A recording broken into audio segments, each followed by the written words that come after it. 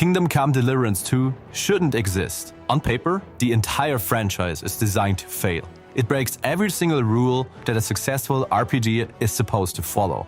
And it does that on purpose. See, usually in RPGs, you're the Dragonborn, a legendary monster hunter, or a literal god. But in Kingdom Come Deliverance, you are a dumb peasant.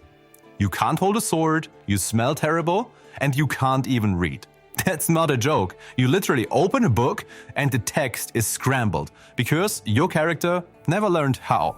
Every publisher in the world looked at this idea and said, yep, we are absolutely not going to do this. And yet, it scored higher than Skyrim, reviewed better than Assassin's Creed, and outperformed Fallout. Okay, the last one isn't very hot. But the game is so good that it won Game of the Year and sold over 5 million copies. But the question is, how does a medieval peasant simulator, born from an idea by two Czech guys that throws every rule in the RPG playbook out of the window, somehow becomes one of the best RPGs ever made? Well, to really understand that and realize why this game design is so impossible, we need to take a look at how little the main character called Henry can actually do, especially compared to how an RPG is usually designed. Like I said earlier, Henry can't read. But what does that actually mean in practice? Well, that means if you open a book in the game, the text on the screen will be scrambled gibberish. The letters are all over the place and the words make no sense. And no, this is not a cutscene. It's not some quick joke they built into the game. It's a whole system. And if you want to read, you actually have to find someone in the world willing to teach you. And instead of just finding an NPC that shows you how to read, and the next second you can magically do this, you have to sit down with them, you practice, and slowly over time, the scrambled text starts becoming readable, letter by letter, word by word. You are literally learning how to read inside a video game. And until you do, entire quest lines, books, letters, and clues are locked behind the skill that most RPGs just hand you before the title screen even starts. And I just want to mention here that some of the things I'm going to talk about, like that Henry can't read, started in the first part. But every single one of these systems carried over to the second part, and also perfectly shows the design philosophy behind both games. For example, in the second part of Kingdom Come, Henry knows how to do basic reading, but they expanded the skill to scholarship. So you're once more locked out of basic things that other games just hand to you. Anyways, the same thing goes for combat. I mentioned earlier that Henry can't hold a sword. So if you want to fight, you will actually have to learn how to. And the insane part is that the combat system in the entire game was motion captured from real sword fighters. These are people who train historical European martial arts for a living. There are multiple target zones and the physics are real. Which basically means that just swinging your sword widely does absolutely nothing. You have to learn stances, you have to learn timing, you have to find a trainer in the game world and actually practice with him. This trainer will beat you over and over again until Henry finally develops something like muscle memory in sword fighting. And if we compare that to Skyrim, you pick up a sword and you are slicing through bandits within minutes. In Kingdom Come, you pick up a sword, swing it at a guy, miss, he hits you in the face, and you die. That's how it works. But the game doesn't stop there, because at the same time, you can't even save the game whenever you want. If you want to save, you need to either find a bed that you actually own, or drink something called Savior Schnapps, which you have to brew yourself. Which means every save costs you resources.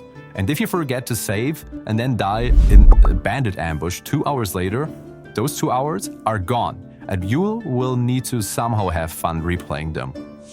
And this feature got so much hate that the developers were forced to add a save and exit option later on down the road.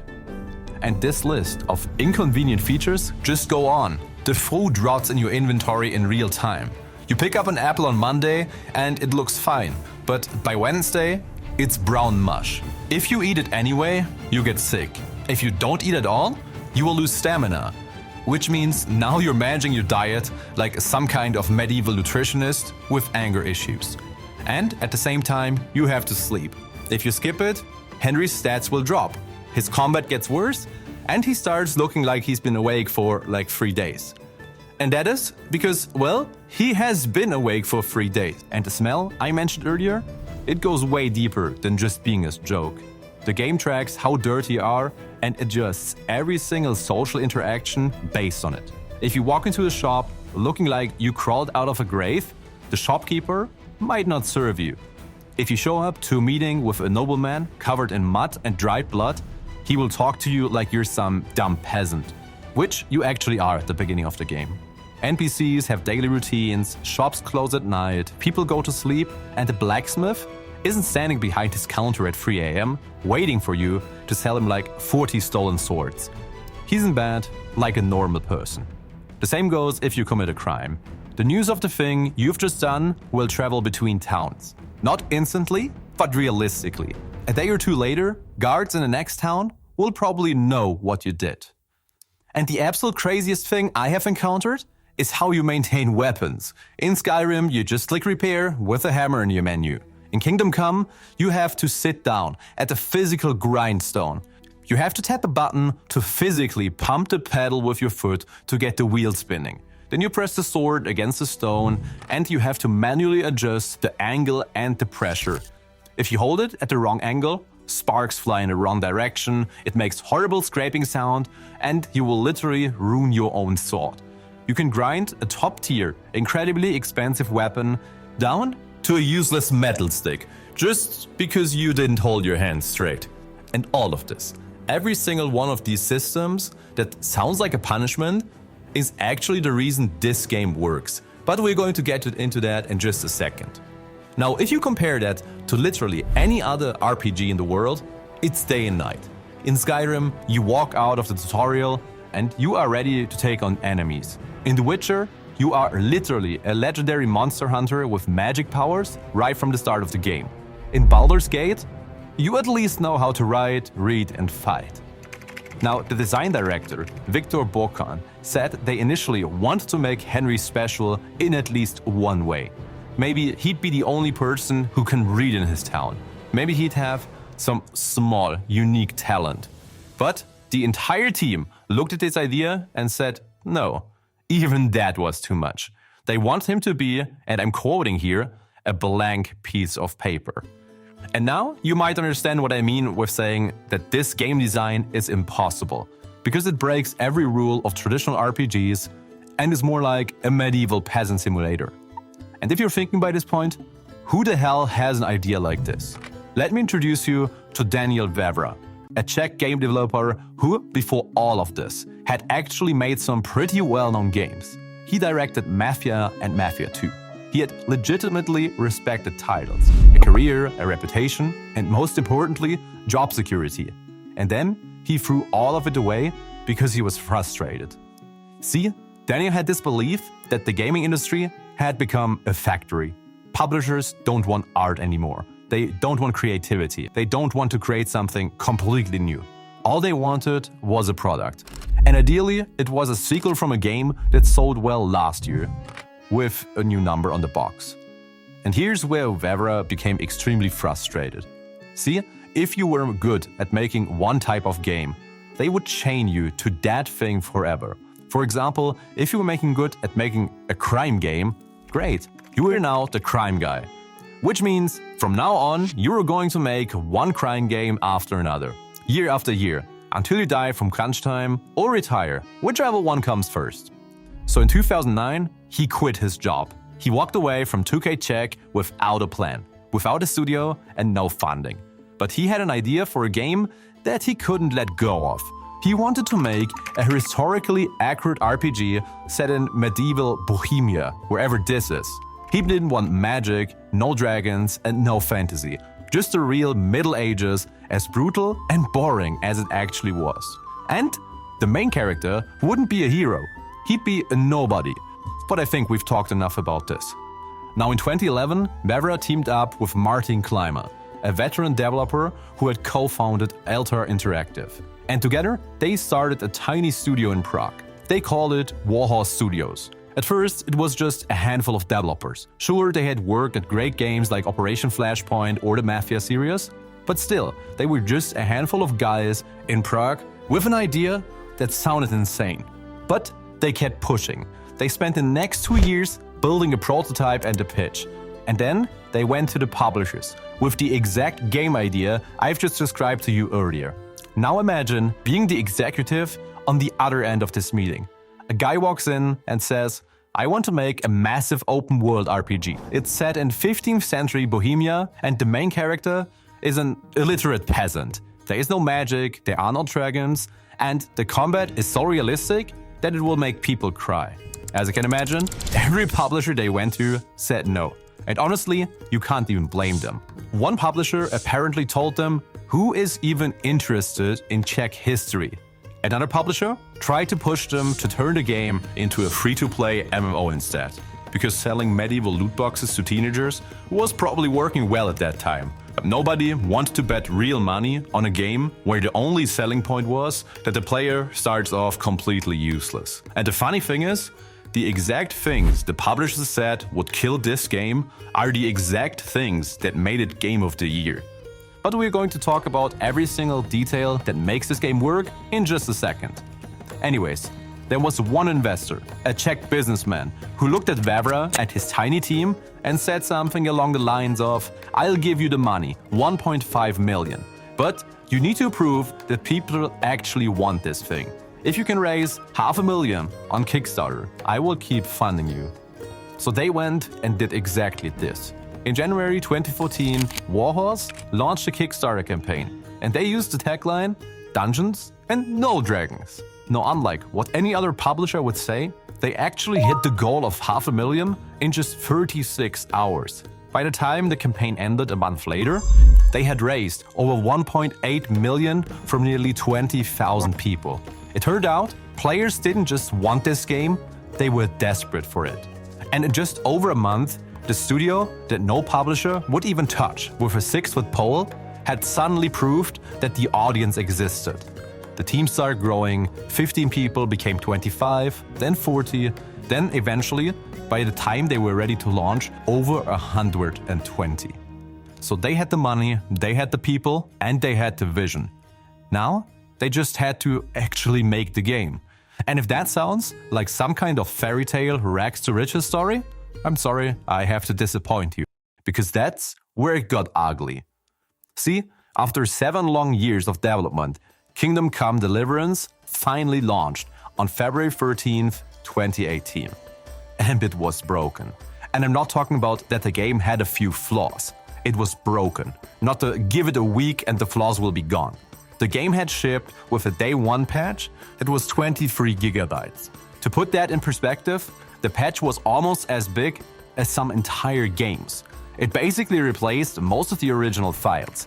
And you didn't just download an update with that day 1 patch. You downloaded a second copy of the game on top of the first one. But even after that patch, the game was still a mess. Quests would break halfway through, NPCs would lose their ability to speak, and the lockpicking minigame was so brutally difficult that people were convinced it was bugged. Spoiler, it wasn't. It was just so realistic that it was as hard as actual lockpicking in real life. And do you remember the save system? The one where you needed savior schnapps or a bed to save your game? The one that was already controversial as a concept?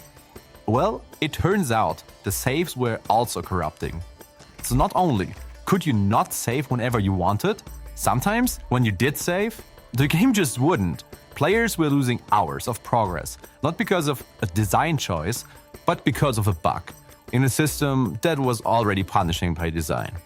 Reviews reflected all of this, and the critics were torn. They could see the ambition of the game, and they could feel that there was something special underneath all of the bugs. A Metacritic score of 76 tells a pretty clear story. It's the score of a game that people respected, but couldn't fully recommend. Even the producer, Martin Kleimer, later admitted that he wished they had more time to polish the game before shipping it. And by all normal logic, this should have been the end.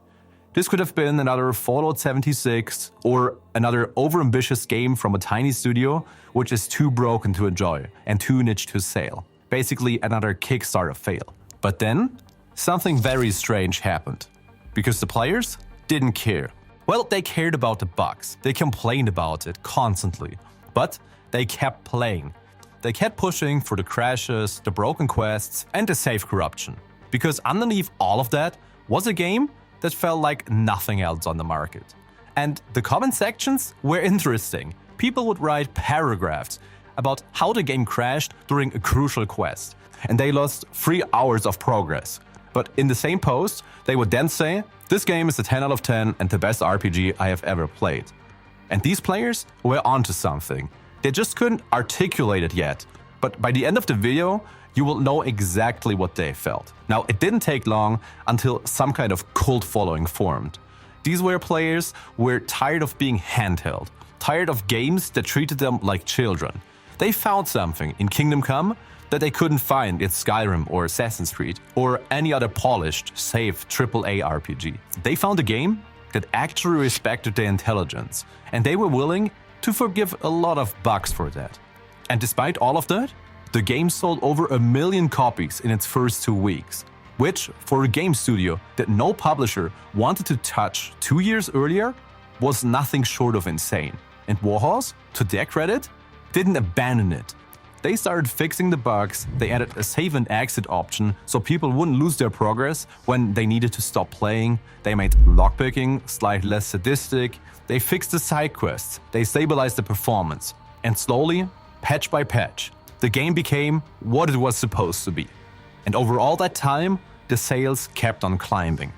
1 million sold copies became 3, 3 million became 5, and by November 2024, Kingdom Come Deliverance had sold over 8 million copies. And somewhere in the middle of all of that, in February 2019, Koch Media acquired Warhorse. The studio that started with 2 guys that nobody wanted was now owned by a major publisher, which means now they had the resources and the team. And immediately, they started working on the sequel. But with the sequel, the stakes were completely different. See, Kingdom Come Deliverance 1 was the scrappy underdog. Nobody really expected it to succeed, so the bar was on the floor. However, with Kingdom Come Deliverance 2, they didn't have that luxury. Now there were expectations. They had a fan base, they had a publisher, and there was a simple question that Warhorse had to answer. Can they do it again, but this time better? And to make sure that this time they actually deliver on their promise, they started with the development of Kingdom Come Deliverance 2 in mid-2019. And from day one, Warhorse had a very clear mission statement. They wanted to make the game that Kingdom Come Deliverance 1 was supposed to be, but couldn't probably make because they didn't have the resources and experience to do. So they scaled up. They had the backing of a publisher, the team grew to 250 people, and the budget landed at around $41 million. Now at first, that sounds like a lot of money, and it really is. But in the context of a modern AAA game, it's almost cute. See, Spider-Man 2 cost over $300 million, and Star Wars Outlaws reportedly cost the same. $41 million is what big studios spend on the catering budget and the marketing campaign where a celebrity holds the game box on a red carpet. But Warhorse? They didn't have the luxury of brute forcing a good game with money. They had to be smart. And the way they chose to be smart was to go completely insane with the details. And one of those details is the script. The script for Kingdom Come Deliverance 2 is 2.2 million words long. But that number means nothing unless you put it into perspective. A typical Hollywood movie script is about 20,000 words. So, the Kingdom Come Deliverance script is the equivalent of roughly 110 movie scripts. If you printed it out, it would fill 11,000 screenplay pages. And if you stack it on a table, it would be taller than the person standing next to it. Which, by the way, someone actually did. A content creator stood next to the printed script for a photo, and it was almost as tall as he was. But to put that number into gaming terms, Skyrim's script is about 200,000 words. The Witcher 3, which people consider one of the best written RPGs of all time, sits at about 450,000. Baldur's Gate 3, who broke the Guinness World Record in 2023 with over 2 million words, And then there is Kingdom Come Deliverance 2, who beat that at 2.2 million words. And is potentially one of the longest scripts in video game history. And what makes it even more impressive is that this wasn't generated by an AI or padded with fillers. The script took 6 to 7 years to just write. Tom McKay, the voice actor for Henry, spent over 500 hours in the sound booth recording dialogue. 500 hours. That's more than 20 straight days of talking. And that's just one character. But the writing was only one part of the obsession.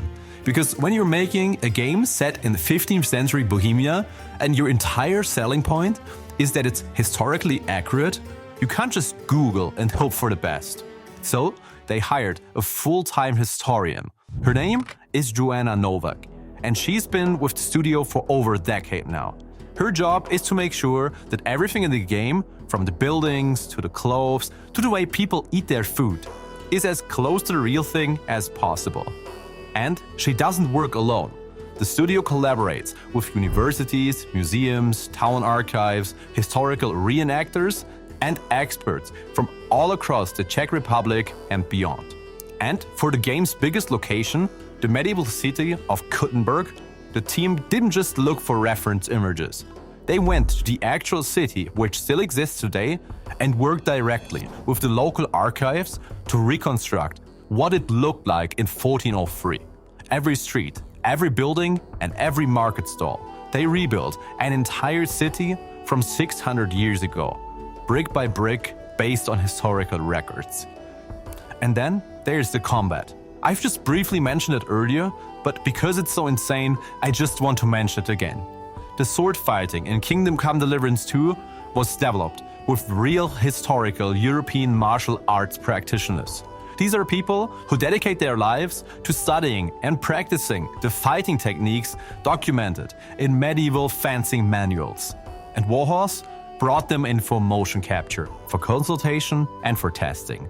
And the goal was that the combat system doesn't just look realistic, it should be built by people who actually know how to fight with a real sword. And now imagine pitching all of this to an investor. We need 41 million. We're going to spend 7 years writing a script longer than any other game in history. We are hiring medieval historians. We are building a Czech city from 1403. We are motion capturing professional sword fighters. Anyways, they pushed through it. From mid-2019 to February 4th, 2025, they delivered the game. On this day, Kingdom Come Deliverance 2 launched. And within 24 hours, it had sold 1 million copies. Within a few weeks, it hit 2 million. By May, 3 million. And by February 2026, on its anniversary, Warhorse announced 5 million copies sold. And the whole franchise had sold over 10 million copies. The Metacritic score settled at 88. It was nominated for Game of the Year, Best RPG, and Best Narrative at the Game Awards. And Steam user ratings are set at 93% positive. Just let that sink in for a moment. 5 million copies, Game of the Year, and 93% user rating for a game where you start off unable to read and smelling like a stable. So, the question isn't if it works anymore. The question is, why does this whole thing even work? And the answer isn't as simple as you might think. See, here's the thing about RPGs. Every single one of them gives you a power fantasy. You're the Dragonborn, you're a legendary witcher, or you're the Grey Warden. You are, by default, the most important person in the entire universe. And the entire game is built around making sure you know it. They keep telling you that you are the only one that can save the princess, stop the villain, and basically save the world. And this whole concept feels great for about 10 hours. But then something happens. The illusion starts to crack. You walk into a shop and the shopkeeper is just standing there, waiting. He's been standing there since you started the game, and he will be standing there when you finish it. His entire existence is to serve you. You walk into a dungeon and you realize it only exists because you are there. The enemies are leveled to match you, the loot is scaled to your progress. And the choices you can make in a game don't really have that much of an impact most of the times. And why there are games like The Witcher 3, which I personally play for hundreds of hours, who are outstanding at this concept. But at some point, you realize you're not playing a game anymore, you're just following a script that pretends that you're in control. And this is what I like to call the power fantasy problem. This is the exact reason most modern RPGs feel pretty hollow after the first act. When you can do everything right at the start, nothing really matters. When you can beat everyone, victory means nothing. And when a game is designed to make sure you win, winning also stops being fun. But in the case of Kingdom Come Deliverance, they looked at this problem and said, what if we just did the opposite? What if the player starts with nothing? Not like the metaphorical nothing, where you have to learn a few skills here and there. Actually nothing. Can't read, can't fight, can't even talk to a nobleman without being insulted. What would happen? And the answer is, as it turns out, that everything becomes way more meaningful. Let's go back to the reading example. And I know this is an example I've used a lot, but it's just so perfectly fitting for this entire thing. In Skyrim, you can read every book from the moment you start the game. It's a given. You don't even think about it. In Kingdom Come, the first time you successfully read a full sentence without the text being scrambled, it feels like you've just cracked the code. And this is because you've earned it. You found a teacher, you sat through the lessons, you practiced, and now a skill that every other game hands you for free feels like a genuine achievement. The same applies to combat. In a previous video, I've talked about how Elden Ring changes the way difficulty works in gaming. How the feeling of beating a boss that killed you 30 times is something you simply can't replace in a game that wants you to win. And if you want to know more about how Elden Ring fundamentally broke every other game for me, I will link that video at the end. However, Kingdom Come does something very similar, but in its own way. See, your first real sword fight in Kingdom Come Deliverance 2, the one where you actually win because you've trained, because you've learned the stances, and because you've practiced with a swordmaster until your fingers hurt, that fight gives you a rush that no amount of Skyrim dragon killing can match. And that's because killing a dragon in Skyrim is a boring Tuesday. It happens constantly. The game is designed to make sure that at one point you can do it. However, in Kingdom Come, winning a sword fight against a single armored knight is a whole event. It's a story you tell people about, and that's the secret. Limitations create way better stories. When you can't do everything, the things you can actually do feel pretty incredible. And when the game doesn't revolve around you, the moments where you actually make a difference feel extremely earned. And when a world doesn't care about you, and you feel like you don't even have a play in it, the moments where the world notices you feel pretty real. I mean, just think about the save system. And I mean before they added the save and exit option. The thing that was driving people insane. But what it actually did was that it made every single decision matter.